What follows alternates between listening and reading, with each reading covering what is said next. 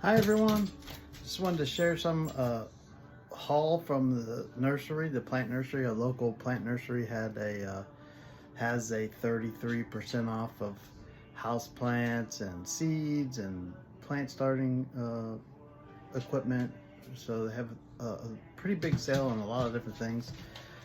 So I thought I'd share my haul with you today because it's cold out and it was really nice to just go to the nursery and get a little mental health in the greenhouse, checking out plants. And if I can't be outside in the garden because of the weather, then at least I can be inside doing a few things. So I'll get into it.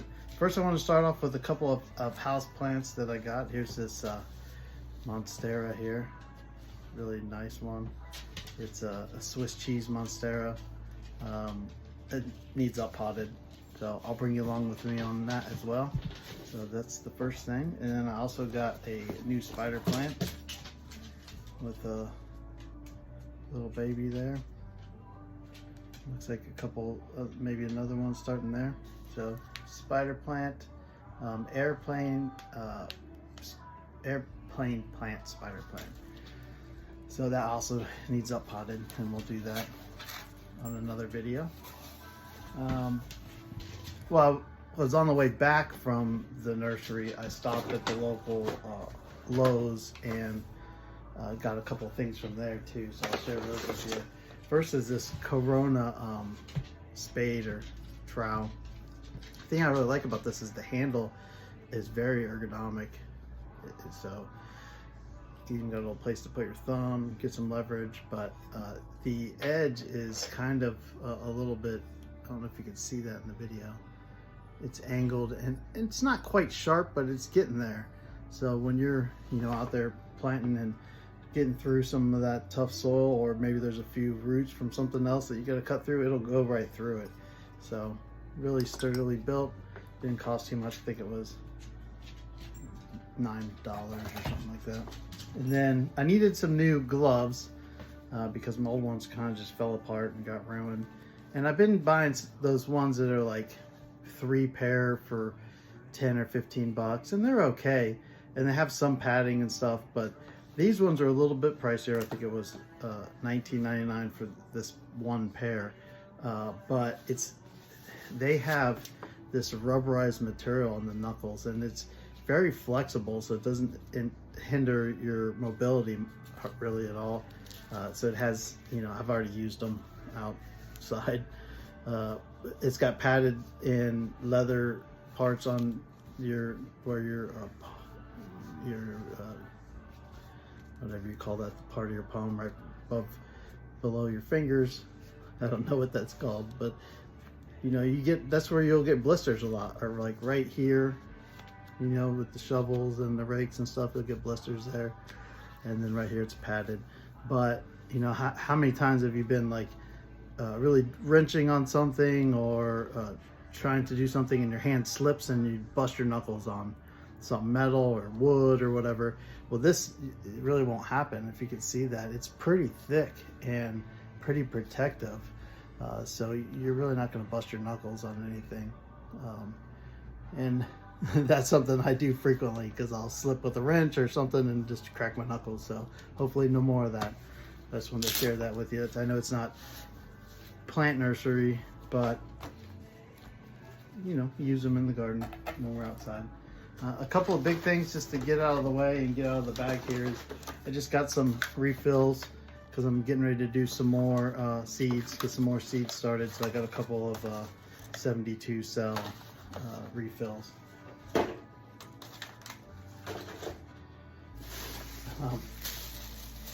I also stopped at Tractor Supply, and even after buying seeds at the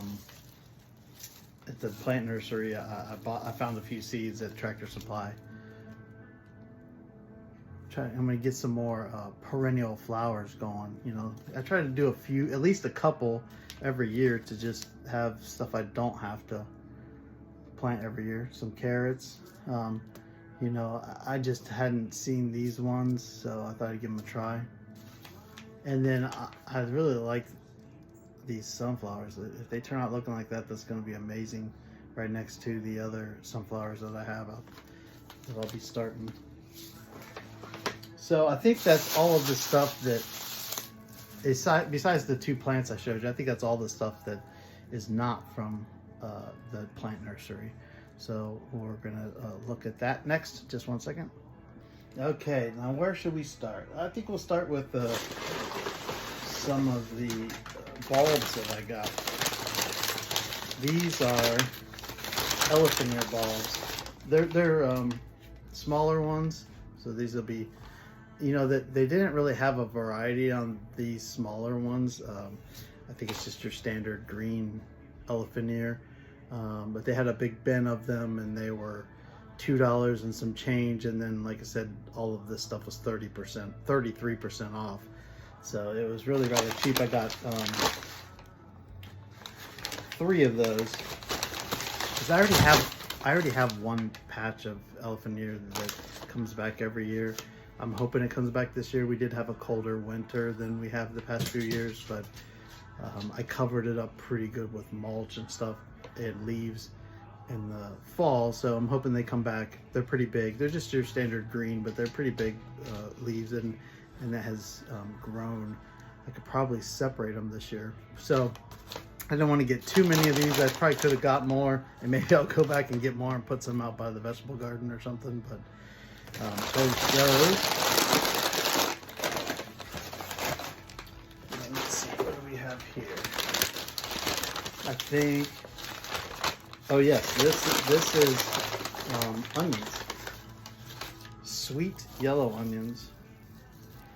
I have a bunch of them. I'm going to plant them all over the place. There's hundreds of them in this bag.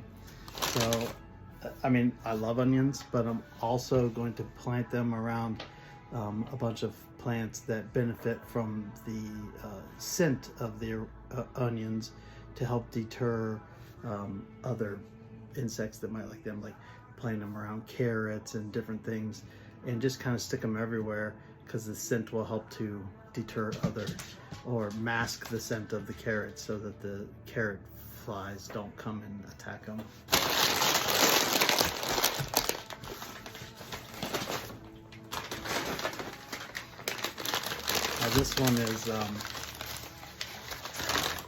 This one is another elephant ear. It's a lot bigger rhizome, and look, it's got a few already starting to come out of the top and on the side. So this is going to go into the ground very soon. But this one is a variegated elephant ear, and I think it's called Hilo. I could be wrong on that because they didn't have a pen, so I didn't write it on the bag, but I'm pretty sure that's what it's called. If it's not that, then I'll put it in the video captions or something. But it's a variegated elephant ear, so that'll look good mixed in with the straight green ones. I do want to get some of the purple and red ones too.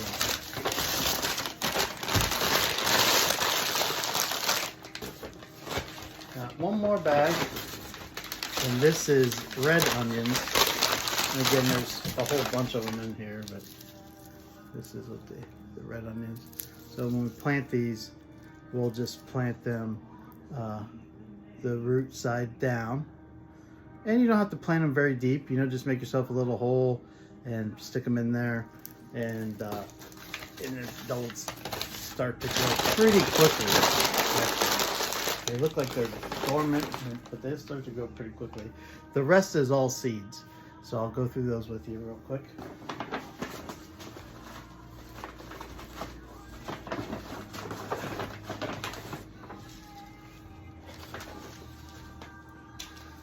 Okay, I got some Swiss chard. This one is a ruby red Swiss chard, and I don't think I have any ruby red seeds left. I have, you know, your standard green, and then I have a rainbow mix, but I really do like the color of this and the taste of it, so I had to get some more of that. And then we got some more red sunflower. These ones are called Velvet Queen. And I think all their seeds, I can't remember if they were 25% off or 33% off. It was one of those two. Got some delphinium seeds, some more perennials to get started here really quickly. Oh, lupine, or some people say lupine. I'm not sure how you pronounce it, so if somebody knows, whack it in the comments. Another perennial. This, I've never grown this, but I want to give it a try. It's a blue Hubbard squash. And one of the reasons that I want to give it a try is because these, I mean, let's be honest, those look pretty cool. But I have heard that this can be a trap plant for squash bugs. So if you plant this someplace away from your other squash plants, it'll attract the squash bugs, and then you can deal with them there. And so that's one of the reasons I want to grow it. This is purple coneflower. It's another perennial. I just think they're beautiful. They bring in pollinators. It's a native plant.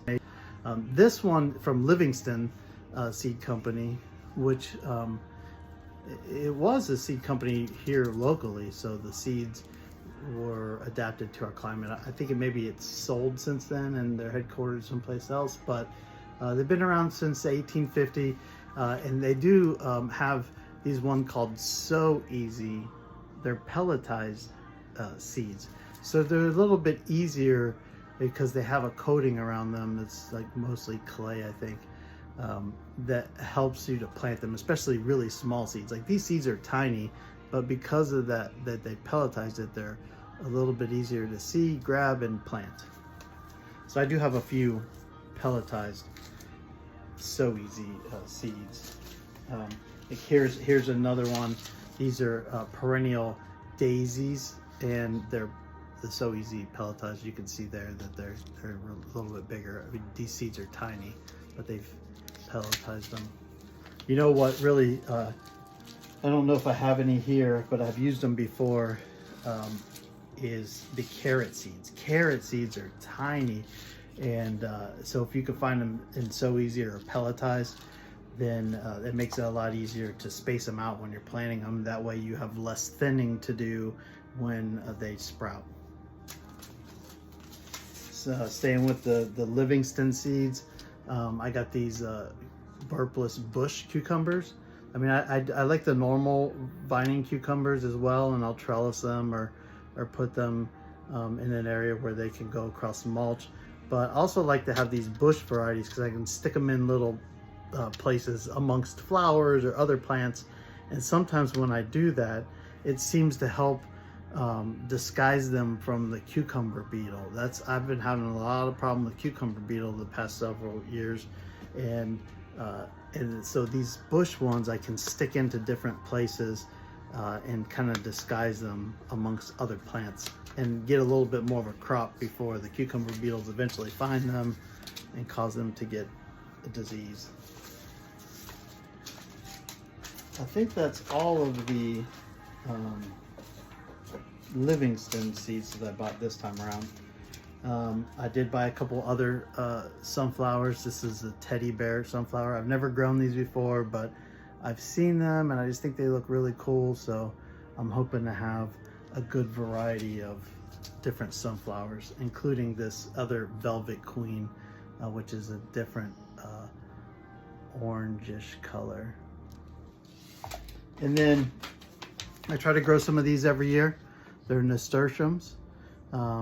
These are pretty big seeds.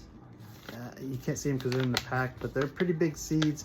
And these are one of the seeds that would definitely benefit from soaking them, 12 hours or overnight before you plant them to help get them going. But the reason I grow these, two reasons. One is they deter certain insects from your plants, and they're a good companion plant for a lot of different things, including tomatoes and cucumbers and peppers and different things. But they're actually edible. The flowers and the leaves are edible, and they have a peppery taste. And so can you imagine making a fresh salad out of your garden with the different greens and things you've grown, and then throwing some of these beautiful flowers in there, you know, for your guests that are coming over for dinner, just to have it look really pretty, but also they taste good. And so you could do it when you're just having a meal yourself. So they're beautiful, tasty, and they deter certain insects. Now here's a brand of seeds. They're botanical interest. Right there, see that, botanical interest. And I've had good success with a lot of their different seeds. I bought this one, is a beefy purple tomato. So it's a bush tomato. So it's going to be what we call a determinate type of tomato. So there's two types of tomato plants. There's indeterminate, which they'll just keep vining as long as the weather permits. They'll just keep growing and growing and growing until either a disease takes them out or the weather gets too cold and they die from that.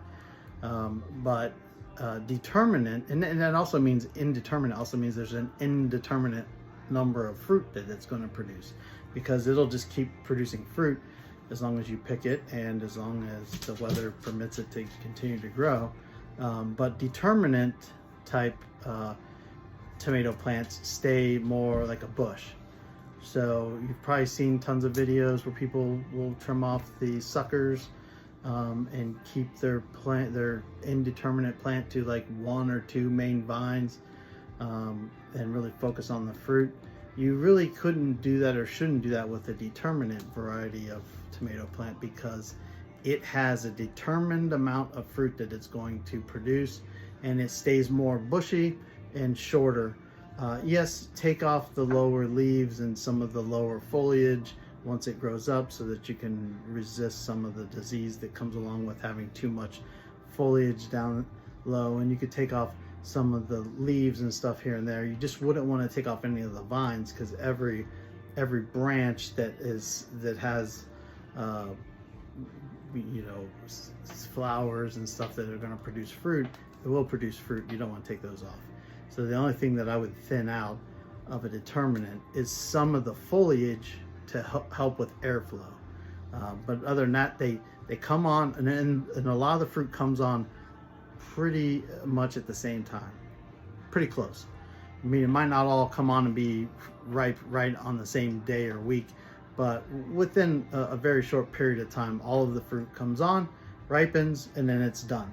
And then the good thing about that is you get all your fruit at once, and that's why a lot of people like Roma tomatoes, because Roma tomatoes are most of them are a determinate type of tomato, and the fruit comes on pretty much all about the same time, and it has less water in it than other varieties, so it's really good for making a sauce and preserving for the winter.